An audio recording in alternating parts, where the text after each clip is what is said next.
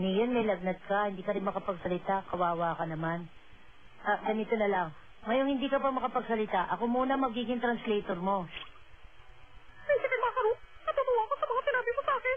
Sige po, kayo na pong maging translator ko. Ako nang bahala sa lahat niyon. Huwag ka mag-alala. Anong sabi mo? Prinsipe Makaru, bakit mas gwapo ka ngayon kaysa nung una kita makita sa palasyo? Salamat, Niyon. Hindi yun ang gusto mong sabihin? Ano pala? Prinsipe Makaru, ikaw lang ang batang kilala ko, nakahanga-hanga at dapat parangalan. Sobra na yung papuri mo sa akin, Niyon. Oye, alam ko na ang gusto mong sabihin. Iniisip mo, nakit ako, tamputi ko pa. Tapos napakatalino ko pang bata. Ang galing mo talaga, Prinsipe Makaru. Tama ba? Nahihiya na ako sa mga lumalabas sa bibig mo, Niyon. Pero totoo yun. Mali! Hindi lang yun ang sabihin! Gusto mo mag-translator ko, pero hindi mo naman tinatranslate yung mga sinasabi ko! Iniisip ko lang talaga gusto mong marinig! Naku, naloko na! Sigurado magiging masama po ang araw na to para sa akin! Ano Niyon? Medyo okay na ba ang pakiramdam mo ngayon? Kamusta ka na? Malakas-lakas ka na ba? May gana ka na ba ngayon para kumain? Sabihin mo sa akin, anong gusto mong kainin?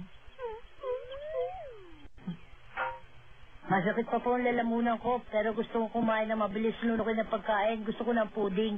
Yun po ang gustong sabihin sa inyo ni Niyon, Mama Ami. Yun ba talagang sinabi niya? Roger. Sabi niya, huwag niya na rin daw kalimutan bigyan ng pudding si Prinsipe Makaru. Sa tingin ko, ikaw lang naman ang may gusto nun, Prince Makaru. Huh? Hindi ako may gusto ng Cosmo. Yun talaga ang sinabi ni Niyon. Ganun ba? May lagnat ngayon si Niyon? Magtiis ka ngayon, Niyon. Kasi hindi ka makakasagot sa mga reklamo namin sa loob nitong ating samahan. Ako ang translator ni Niyon, kaya makakasagot pa rin siya. Bawat salita niya, itatranslate ko para sa inyo. Pinabili mo naman ako, Prinsipe. Simula nang ipinanganak ka, kayong dalawa na ni Niyon na magkasama. Kaya hindi ka taka-taka na masasabi mo sa amin ang mga bagay na gusto niyang sabihin. Oo, syempre naman. Niyon, meron ka bang problema na gustong sabihin sa harap ng ating mga kasama? Huwag ka nang maya, sabihin mo na. Sige na. Roger? Bakit? Ano sinabi ni Niyon? I-translate mo kagad, Prinsipe. Ang sabi ni Niyon, sana daw mas pahalagaan pa ng ating mga miyembro si Prinsipe Makaru. Pakinggan daw ninyong lahat ng mga sinasabi niya para makalimutan niya ang mga malungkot na nangyari sa buhay niya. Pasalamat daw kayo sa kanya. Mabuti na lang daw nandito si Prinsipe Makaru para makapagsalita para sa akin. Malaki ang utang na loob ko kay Prinsipe Makaru. Dahil kahit hindi ako nakakapagsalita, nasasabi niya lahat ang gusto kong sabihin sa inyo. Kaya yumuko tayo sa harap niya. Ang gusto ko sabihin, huwag kayong makinig at niwala sa mga sinasabi ni Prinsipe Makaru. Pinapunan niya lang kayo. Dahil hindi ko gusto sabihin ang mga sinasabi niya. Paano maintindihan niyo ako? Ay, talaga, ang hirap namang hindi ako makapagsalita. Kailangan ko damihan ang pagkain at pahinga para bumili sa paggaling ko at makapagsalita na ako. Okay na, hamster. Andito na tayo sa may inyo.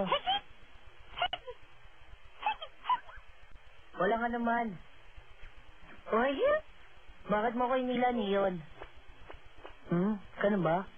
Sinasabi mo na gusto mo sanang pahulaan kay Mr. Iceman ng kapalaran mo? Hindi!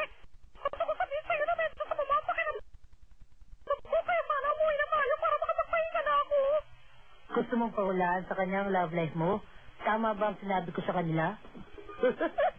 Sige na nga, itatanong ko na. Mr. Iceman, pasensya na pero pwede niyo bang sabihin na magiging kapalaran ng love life ni Niyon? Kasi hanggang ngayon hindi pa rin nakakalimutan ni Niyon si Akemi, yung pong alagang ibon ni Miss Marie. Aba, paano kaya nakulangan ni Prinsipe Makaru? Nilalaman ang buwan at isipan ko. Isang parot at isang alitap-tap. Katingin niyo po, ano ang magiging kapalaran nilang dalawa? Oye, sinasabi ni Niyon na hindi ko alam kung paano magmahal. Madalas hindi raw happy ending. Pwede niyo raw ba siyang bigyan ng payo? Nahihirapan na po si Niyon sa pag-ibig niya kay Akemi. Sana raw matulungan natin siya. May tanong lang po si Niyon. Pag nagpakita ba siya kay Akemi, magugustuhan pa kaya siya kahit hindi siya makapagsalita at umiilaw lang ang putan niya? Sana raw katulad siya ni Prinsipe Makaru, kahanga-hanga, matapang at puno ng dangal. Naku, pinuri mo na naman ako, Niyon. Naiiya na talaga ako. Sinabi mo pa sa harap ni Mr. Iceman, narinig niyo na po ang iniisip ngayon ni Niyon. Kapag nagpatuloy pa ito, paglalaroan lang ako ni Prinsipe Makaru. Kailangan ko na talagang bumalik para makapagsalita na ako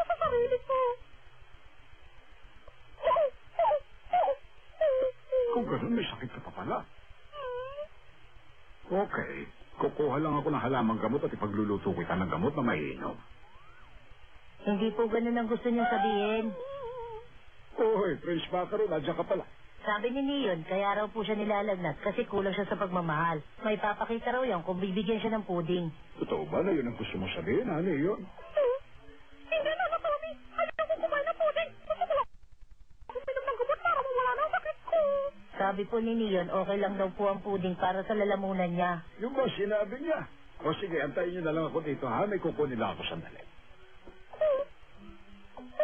Okay, umalis na, Tommy. Hindi naman makakabot yung pudding sa akin eh. Salamat, Tommy. Tapos po, kailangan ko para malagdag ko hindi pudding. Dahil sa lagnat mo, Neon, mas marami na ako ngayon nakakain puding sa loob ng isang araw. Salamat sa pag-aalala mo sa akin, ha. Maaasahan ka talaga kahit kailan.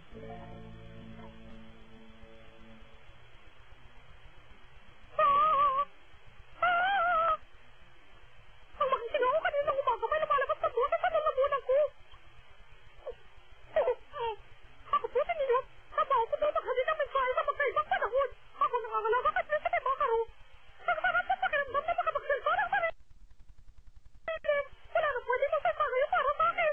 Sagot na sa akin ng Prinsipe Macaro. Masasabi ko na sa wakas sa mga sinabi na dapat kahapon. Prinsipe Macaro! Prinsipe Macaro! Ang ganda ng panahon ngayon! Bilisan mo na may kumising ka na dyan! Bago na! Sige na, Prinsipe Macaro! Bumang ka na! Prinsipe Macaro! Ano ba ang pakiramdam mo, Prinsipe Macaro? Naku! Ang nasasaktan mo! Naku po! Siguro nahawa ka na rin sa sakit mo kahapon! Nakawad mo, Prinsipe Macaro! Hindi ko tinatagdag makawa ka sakit! Para saan niyo na po kumaitin! Ano ka gawin mo? May sakit ang Prinsipe! Ano pwede mo Neon, gawin? Naku, pwede ba tumahimik ka? Hindi ako makatulog dahil sa'yo. Sumasakit tuloy ang ulo ko.